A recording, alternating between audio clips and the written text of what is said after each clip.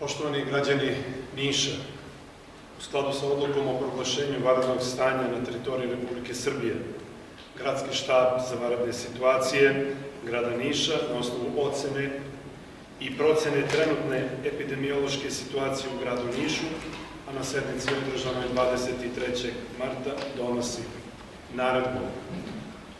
Pod 1. Nalaže se opštinskim centrima za pomoć građanima da će zbog uvođenja zabrane kretanja njihovo radno vreme biti od 8 do 16 časova. Pod 2.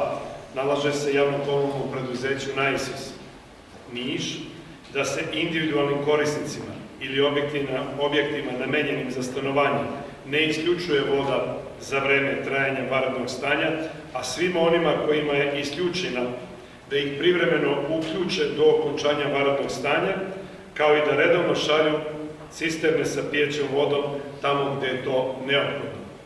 Pod 3.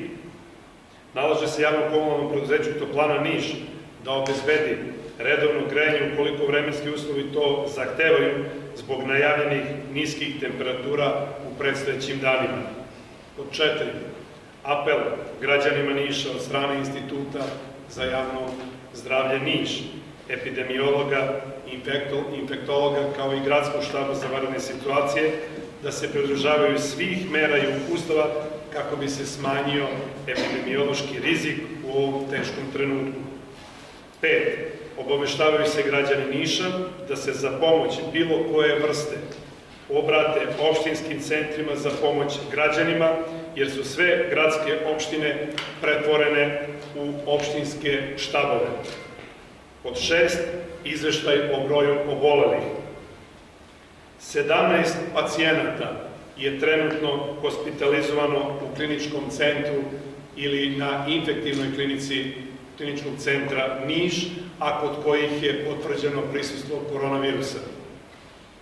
22 naša sugrađanina nalaze se kod svojih kuća, kod kojih je takođe potvrđeno prisustvo koronavirusa, ali su dobrog zdravstvenog stanja, dobre kliničke slike i stanja koje ne zahteva bolničko lečenje.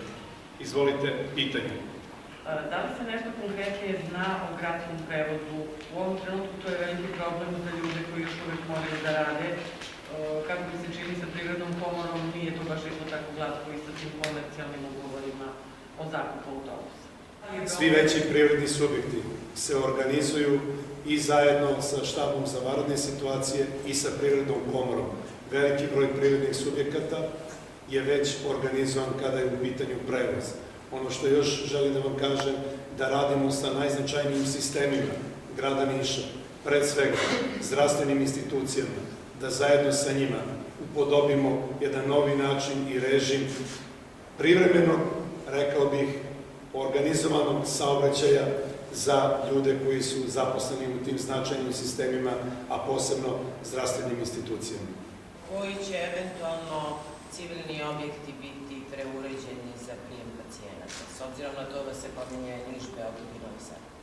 U ovom trenutku je ovo presek stanja i u odnosu na bilo kakav, rekao bih, poremećaj ili povećanje broja, naravno da se aktiviraju planovi koje redovno pratimo i pripremamo za eventualnu pogoršanje. Kakva je situacija u romskim naseljima?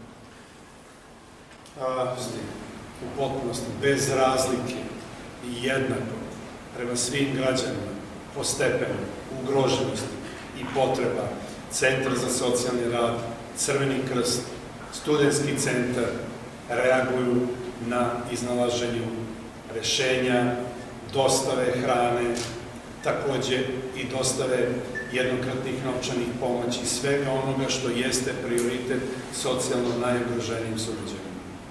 I još mogu da vam kažem da sam u razgovoru sa njim dogovorio da možete i neposredno stupiti u kontakt sa njim, 24 sata je na raspolaganju kada je u pitanju socijalna zaštita i briga o našim sugrađanima.